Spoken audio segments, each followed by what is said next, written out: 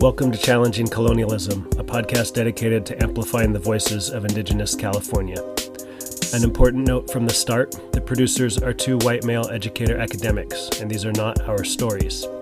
This podcast will center Native voices, and our intention is to highlight the significant work being done by Indigenous communities to challenge ongoing colonialism and to broadcast information about the resistance and resilience of Indigenous California in the past, the present, and the future. This episode will feature an interview with Marion Martinez and her daughter Veronica, both of whom are members of the Amah Mutsun Tribal Band. They will be speaking about Marion's great-grandmother, Ascencion Solorsano de Cervantes, and her mother, Martha Herrerra. Ascencion, who passed away in 1930, was the last fluent Mutsun speaker and one of the Amah Mutsun Tribal Band's beloved ancestors. In 1929, Ascencion spent 3 months with ethnographer and linguist John Peabody Harrington, who recorded thousands of pages of notes on Mutsun language, culture, and history. Today, Marion, Veronica, and many other Amah Mutsun tribal members draw on these important notes to learn about their ancestors. This season, we have featured a series of stories about salvage anthropology and the damage done by scholars and academics towards Indigenous communities. This story helps show the complexity of this history and the ways in which some contemporary Indigenous community members can draw on these records in very important ways. My name is Marion Martinez, and I am a member of the Amah Mutsun tribe. I am a direct descendant of Ascencion Solorsano de Cervantes. She was born in San Juan Baptista, and her parents were part of the mission system. Myself, I was born in Oakland, California, and most of my traditions were based on my father's Mexican heritage. Very little did we speak about our Native heritage as growing up. Growing up. Okay, girl. So I'm Veronica Martinez. Marion Martinez is my mom. Martha Herrerra or Roscoe is my grandmother, and Ascencion is my great-great-grandmother. I live and work in Hayward. I teach at Chabot College. I teach in the Communication Studies Department, and I also co-coordinate the Indigenous Peoples Education Association. I've always, my whole life, lived in the Bay Area, born in Oakland, moved all around the Bay Area, and primarily, again, living and working in Hayward. I also identify as Mexican American and, again, enrolled member of the Amah Mutsun tribe. It came about, how I learned is with the Amah Mutsun Tribal Band. My uncles were involved in restructuring and getting federal recognition. At one time, our tribe had federal recognition, and it was just taken away. And so they were working on it to get it back. And at that time, we were working with 3 tribes. That's when I learned about the Harrington notes, Ascencion, and my mother. So Ascencion, as a youngster, we would go to San Juan Baptista mission, and we would go yearly to the Native gravesite. And we'd take flowers, clean out all of the weeds, anything around there. And it was just a small area. And at that time, they had like little wooden crosses, no names, but little wooden crosses around this section of area. It wasn't very big. And you could enter 2 ways, either through the church or there was like the double door where you could actually go into the graveyard itself, not having to go into the church. It was at that time, being a member of the tribe, learning the history, because one of the things you needed to turn in for tribal recognition was your ancestry chart. Can you prove yourself that you're this Native person that you're claiming to be? Then we found out that who Ascencion was. When we would go to Gilroy, we would sit in the living room, and there was this picture of this woman. And I says, gosh, who's that? And I know they said her name, but I didn't know that was Ascencion. Well, that was her house. And it's still in the Ketchum family, that house is still, but I didn't know. And then as we were going through all the notes, they would say, okay, you know, your mother did this. So when Mr. Harrington came to talk to Ascención, my mother was there. She was raised by Ascención, not by her mother, but by her grandmother. And so she was there, and she just started taking notes for him right away. She spoke and wrote Spanish. Of course, my great-grandmother spoke Spanish. That's how they met. That's how I learned about them. That's how I learned about my ancestor and my mom. And the way it came up again, I was given copies of these notes of Mr. Harrington. We had gotten quite a few copies of from Ed Ketchum. He had some, so I was able to copy them. So I had them in my possession. And then we had gone to Santa Barbara. A number of correspondence from Mr. Harrington was turned over to the museum by his daughter. When he passed, she had all this correspondence, so she didn't want to just throw it away. She asked the museum if they would want it, and they said yes. So we were able to go down, one of my sisters and I, and copied a lot of this correspondence. Of course, it was correspondence from my mother or my grandmother or members of the family to Mr. Harrington. We didn't see his answers back, but we could tell that they did correspond. And then a number of the letters were always dated as far as year, so I could put them into year. But how I got to read them, start to learn something from the letters, Valentin Lopez is writing a book, our chairman. And he said, Marion, I'd like to write one chapter of Ascención. I like to write about her history.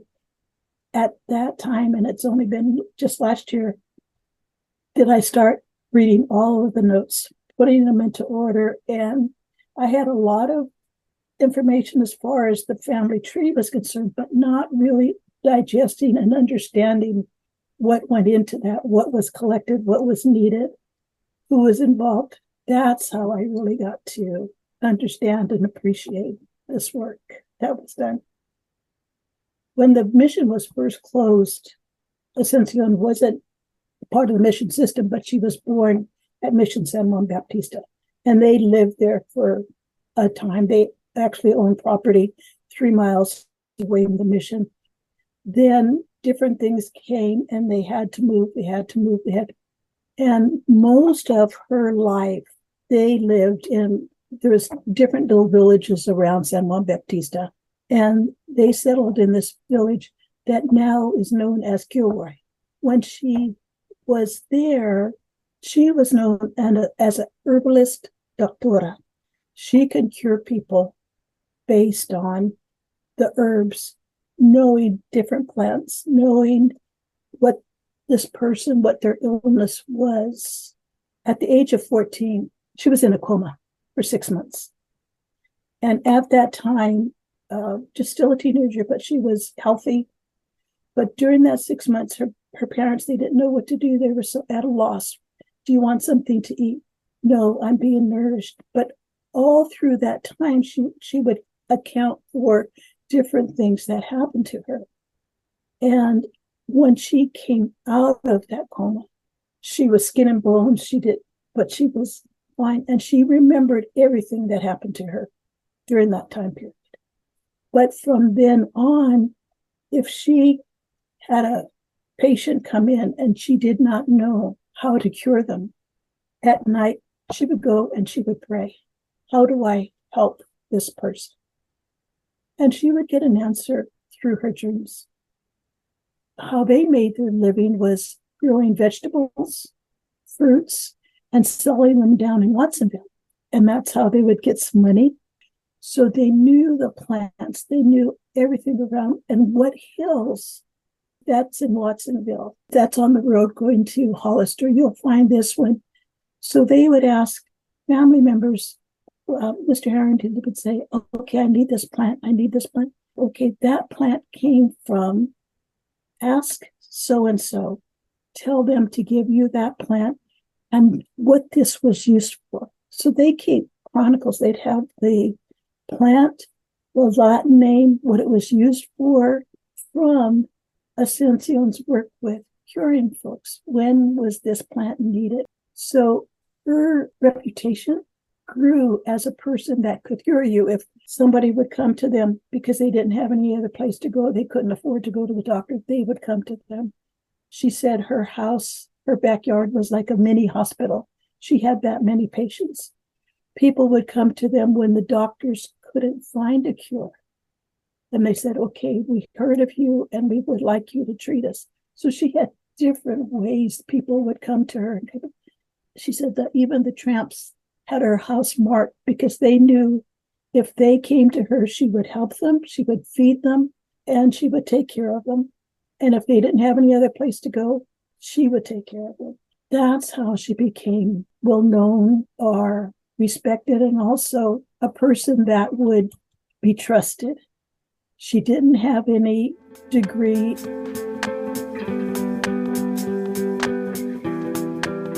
Well, Mr. Harrington was from Santa Barbara. He went to school in Santa Barbara, and he had a scholarship invitation to go to a school here in the United States, but he wanted to go to Germany. Well, in Germany, they felt you should be with these people, not just learn about them through a book or talk to them.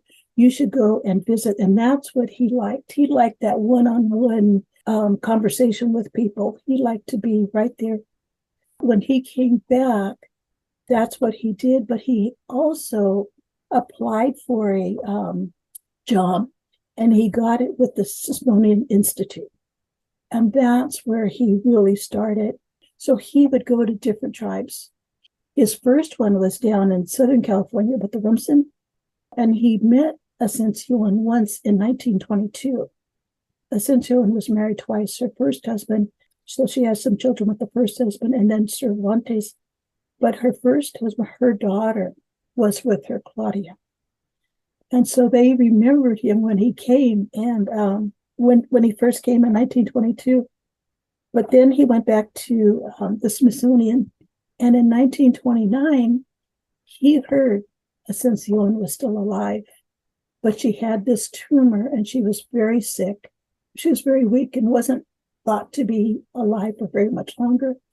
He said, I've got to go. And so he went back, and when he walked into the door, she said, oh my God, I was hoping I would see you again. And she said, you are here to save my language. And her family was around, and she said, this person is rich in languages, in customs, and he's going to save our language. He's going to save our language for us. With the help of him and the help of me, our language will live forever. So she was so proud to meet him. So he met her in August, and he stayed there. They had a 2-room home in Monterey, California, her daughter and her husband. And they said, you can stay here. You don't have to go find any place to live. You just stay downstairs. So they had a nice big piece of property. It was just beautiful. And so he did. He just parked his car. He could go up anytime, day or night, as long as she wanted to and had the willingness. He would just interview her on everything. What was this plant? And she would just tell him stories. She was, okay, what's the word for this? Okay. So he was able to, and I don't know what they called it, but it was like a cellular type recording. So he would record her words as well. So he stayed there for 3 months. It was expected that she lived maybe 3 days. But he wrote to Mr. Sterling, he says, it seems like every day she has more enthusiasm, not strength. She even got up out of bed today, and she was able to walk around, and she was just talking, telling me, it's kind of like me, telling me all these stories and all these different occasions. So I would ask her a question, and she would just light up and just tell me. So she was in good health up October, November, December. She passed January 30th, 1930. So she started getting weaker and weaker parts of January. So she would be telling him something, and then she just couldn't remember, or they didn't finish. But her life was prolonged because she was able to do this. She says, I know this is God sent that this is what I'm supposed to do. Just beautiful. There has been a lot of work, and there has been a great dictionary that was produced, but we don't have that link to make sure that we were doing it correctly. But this was all done through the Berkeley University. So it's really English Mutsun dictionary. So there was many years of work to doing this. My mom was able to take some classes relearning, and I think that's the perfect way to think of it, is the dormant, and it's sort of coming back. And I think, Mom, when you said Ascencion's comment about now our language won't be lost, what that means is our people, our culture won't be lost, because language is so important. I mean, that's what you said, language is everything, right? And within the language, you see what we valued, you see what we how we saw the world. On one of the letters Mr. Harrington wrote back to Washington, D.C., he says, I'm learning the customs, I'm learning the language, I'm learning the food, I'm learning traditions, everything. You're absolutely correct. All of that is encompassed in what she had, in the time that she had to speak with him. And Ascencion's contribution to that is immeasurable. I mean, without that, I mean, there's been other contributors, and of course many people working to consolidate it, but without that work from her within those months, we would have lost so much. Exactly. I wouldn't have even known to go back to this. Yeah. Quick question, just before I forget. I'm learning too as we go. I thought she passed in Gilroy, because you were mentioning the hospital in the back of that house in Gilroy on Rosanna, right? I thought she passed there. You're saying she was actually in Monterey at your grandma's house? Right. So she was living there in Gilroy, and Mom was living with her. She raised 3 of her grandchildren. And so when she got sick with the tumors, though, she started getting real sick and she needed more help.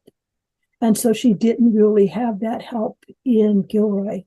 So she went to her daughter's house, Maria Mondragon, in Monterey. And she had, and I think you see the pictures of her with that black dress.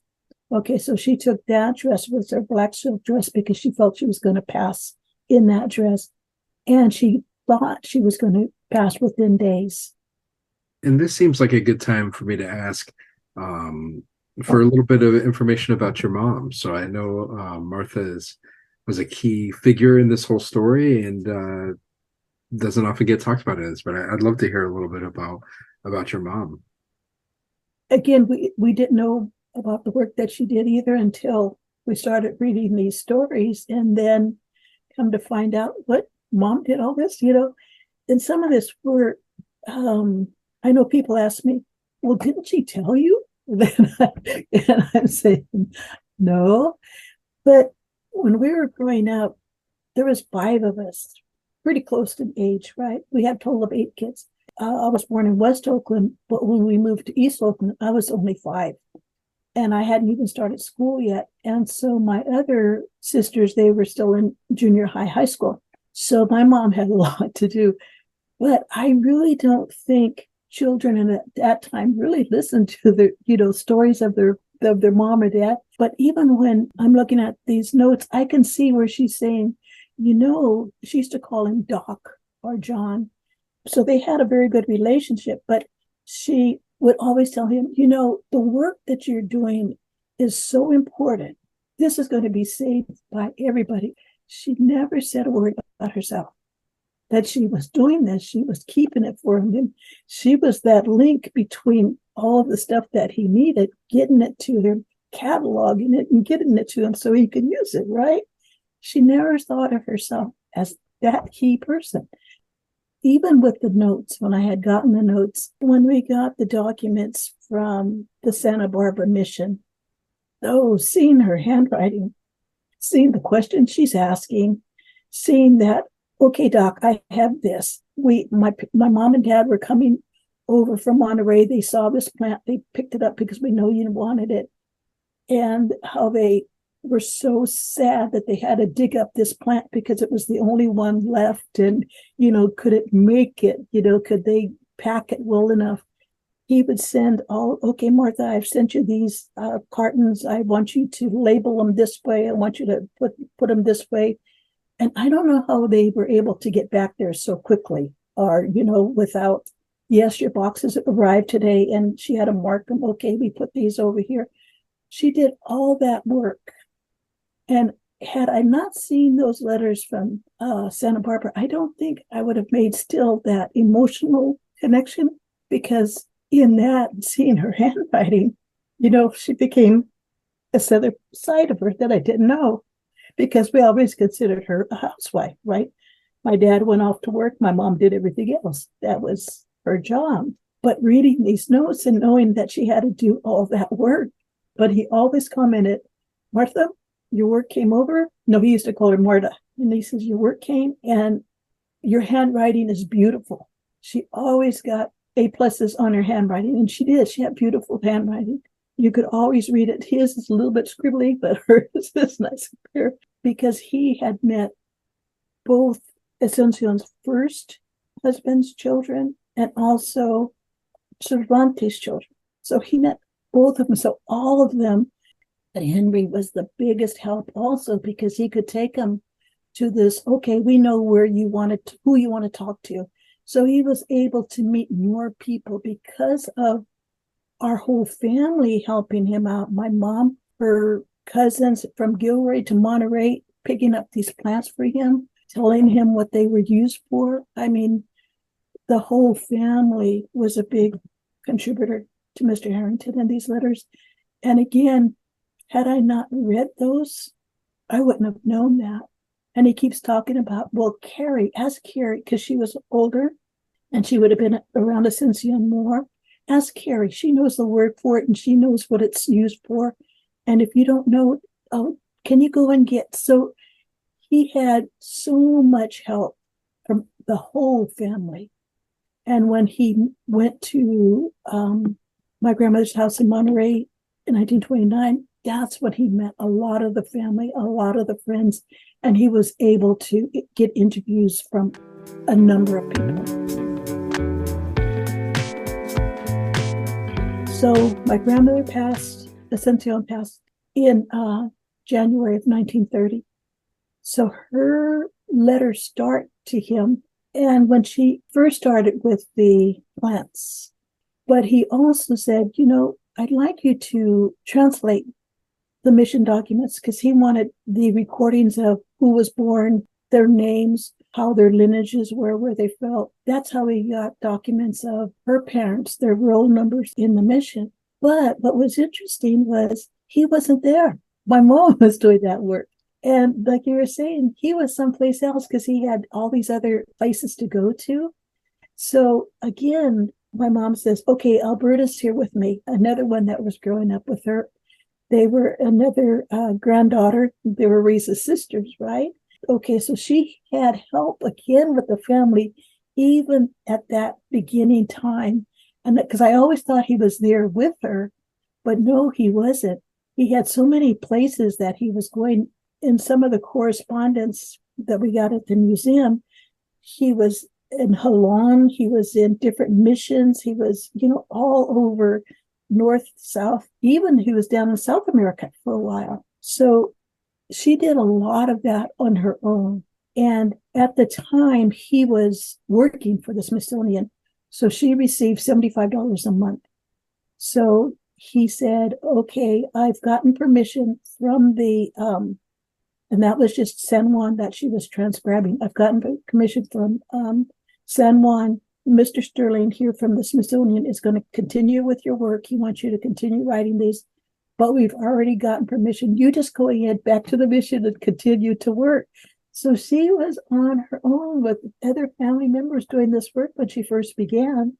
He wasn't really there. She got her direction was through mail. Isn't that interesting? I couldn't believe it.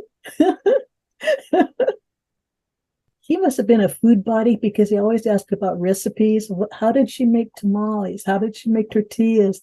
And, there was one story in there about beans, and Ascención wrote back, and she said, "We didn't do beans like that. I don't know where you got that, but I don't see from in that letter how she corrected it. But whoever gave them that information, it was not the way they did it." We have some of the craft work that they did. So I kind of trying to separate it in that way.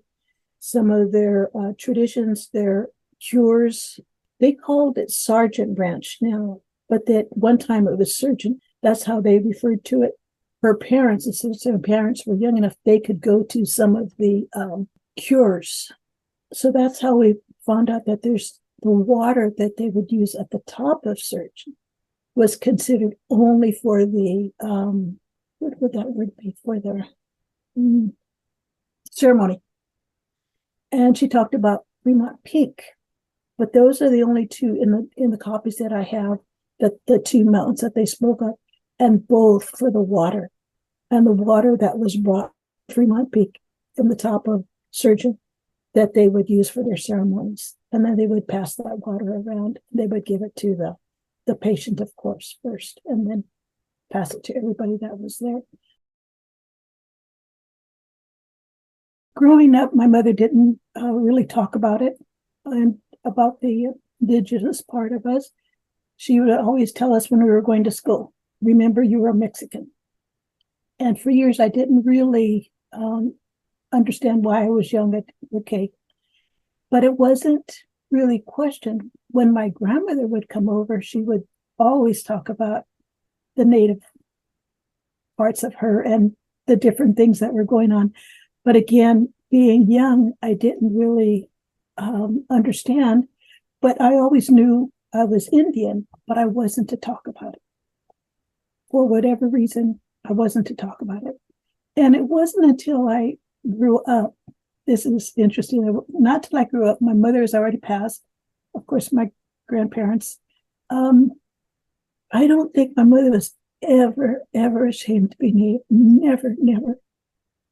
The only reason why I think she said that in my heart is because she knew what the government was doing to the Native people, how the kids were taken away, how they were put into boarding schools, and even up to even happening when we were kids. And I really think she did it to protect us. But I know I passed that on to Veronica in some way because of a story that she remembers from her childhood. But I don't think it was because ever was she, especially doing all this work and especially knowing all the things that happened to the natives, all the things that could happen and still were happening, children getting taken away. I think that she just didn't want anything to happen to us. For today, I'm not quite sure how to answer that part. I just know how I feel, that I'm learning something about my heritage, that side of me where I come from, and it does make me feel better to know that. I don't know how to explain that either, but it does make me feel better to know who I am, where I come from. I just was going to add that, I think past generations, like my mom said, we have a practice of not talking about what we're doing, and it's complicated, right? I think, part of it is, as you said, grandma, for example, just too busy. I think a lot of times, our family worked really hard and we concentrated on what's in front of you. And that's all we could do for many reasons. I think also there was a humility. There was, being humble and not sort of talking about everything that you've done. But then also, as you're adding on, there's the complicated history. I'm guessing that for grandma, for your mom, it would be hard to bring up some of these stories. Mm-hmm. The pain around it, and the pain is layered, right? From it's just a lot of different kinds of emotional, physical, mental kind of anguish historic and throughout her life, it would be hard to tell these stories. And then, like you said, survival needs. You're not going to bring up something or call attention to something that could cause you harm.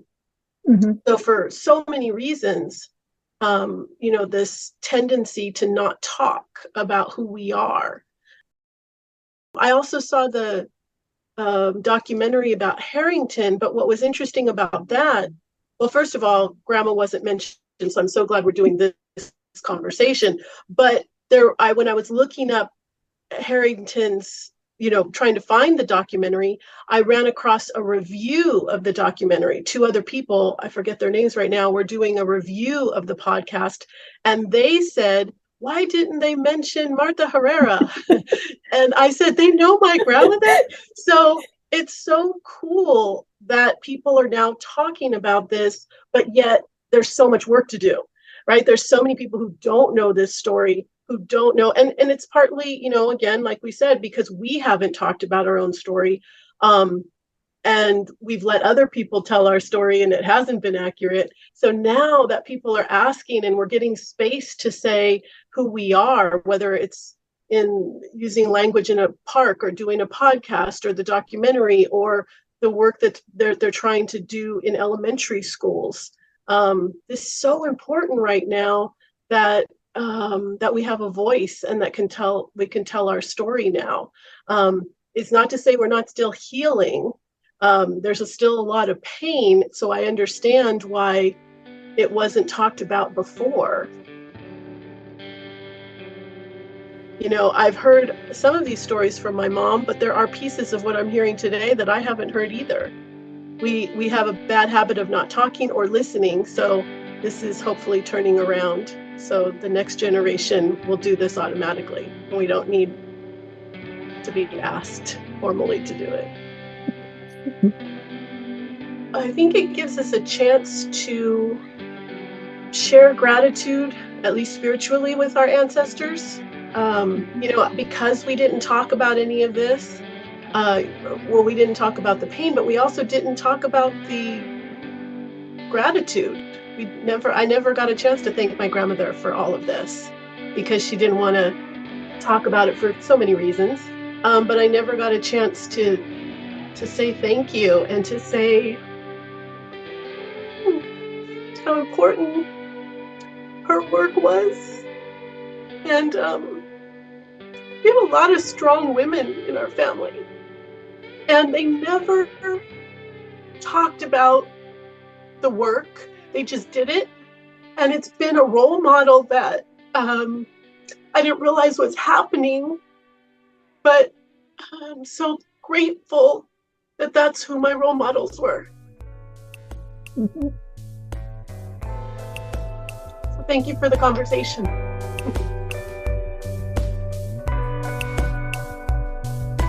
Challenging Colonialism is produced by myself, Daniel Stoneblum, and Martin Martinez. Interviews by Martin. All audio engineering and editing by myself. Music by G. Gonzalez. Follow us on Twitter, subscribe, rate and review. For more information, reading, and to get involved, see links in the notes. Stay tuned for our next episode.